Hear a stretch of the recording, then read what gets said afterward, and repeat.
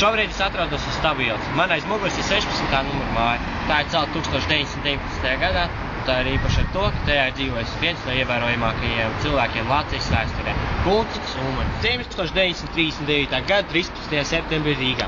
Viņš bija pirmais Latvijas valsts prezidents pēc valsts neatkarības atjaunošanas laikā no 1993. līdz 1999. gadam. Politikā ienāca kā Latvijas Zemnieku savienības biedrs, galvenokārt tādēļ, ka ir pēdējā pirmskara Latvijas prezidenta Kārļa Ulmaņa brāļa mazdēls. Pēc ilga pārtraukuma atsāka politisko darbību 2010. gadā, kad kļuva par apvienības par labu Latviju valdes priekšsēdētāju, un no tās saraksta tika ievēlēts 10. Saeimā.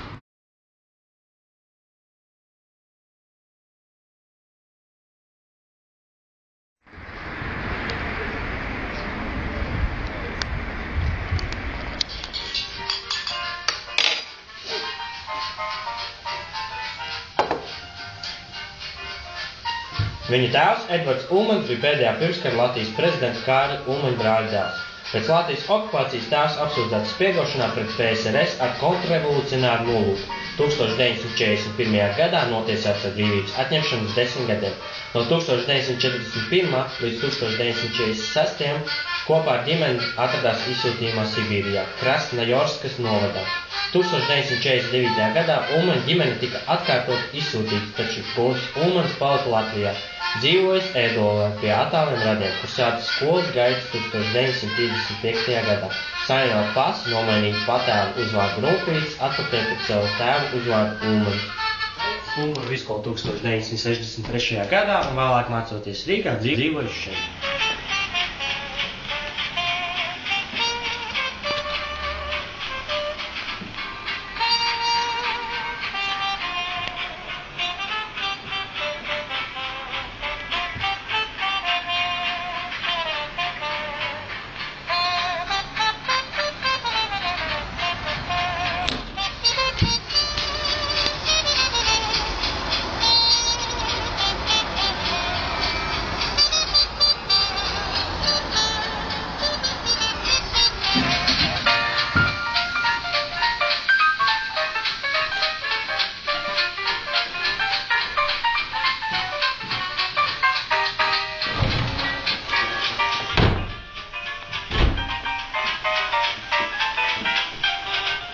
Gunts Ulmanis beidzis Latvijas Valsts Universitātes ekonomikas fakultāti, iegūst rūpniecības plānošanas ekonomikas specialitāti. No 1963. līdz 1965. gadam Gunts Ulmanis dienēja Padomju armijā.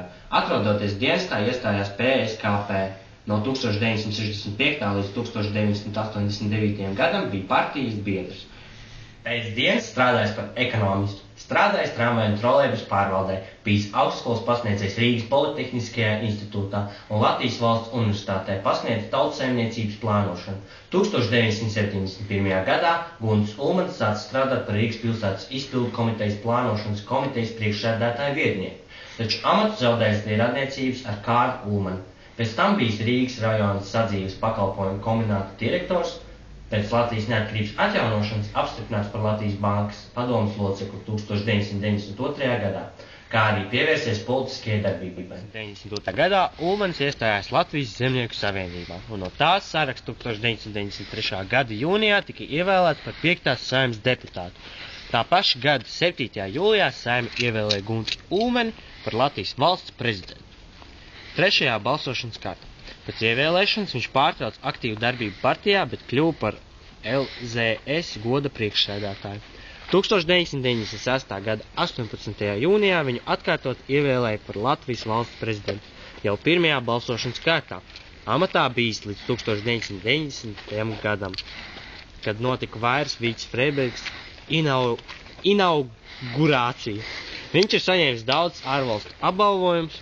Gunta Ulmaņa prezidentūras laikā liela uzmanība tika pievērsta ārpolitikai, Latvijas integrācijai, starptautiskajās organizācijās, sabiedrības veidošanai un nostiprināšanai gan ar Eiropas, gan citām valstīm.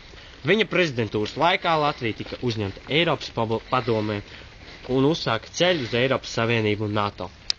Viens no nozīmīgākajiem panākumiem viņa prezidentūras laikā ir noslēgtais Latvijas-Krievijas līgums par Krievijas armijas izvešanu no Latvijas, kam sekoja pilsonības likuma pieņemšana 1996. gadā. Viņš pasludināja moratoriju nāves soda izpildē Latvijā un aicināja iekļaut Latvijas likumdošanā nāves soda atcelšanu. Gunts Ulmans ir aktīvi iesaistījies par vienotu sabiedrības veidošanu, aicinot Saeimu izdarīt grozījumus 1994. gadā pieņemtajā pilsonības likumā un aicinot Latvijas pilsoņus šos grozījumus akceptēt referendumā 1998. gadā. Lielu uzmanību valsts prezidents pievērst Latvijas vēstures izpētes un tās izskaidrošanas jautājumiem. Viņš kopā ar ministru prezidentu 1990. gadā dibināja Latvijas vēsturnieku komisiju, kuras uzdevums ir detalizēti pētīt totalitāros režīmus un to radītās sekas Latvijā. Valsts prezidents aicinājis starptautisko sabiedrību nosodīt totalitāro režīmu bijušajā PSRS. Ļoti aktīvi iesaistījies Latvijas politikā, kā arī veicinājis tās attīstību.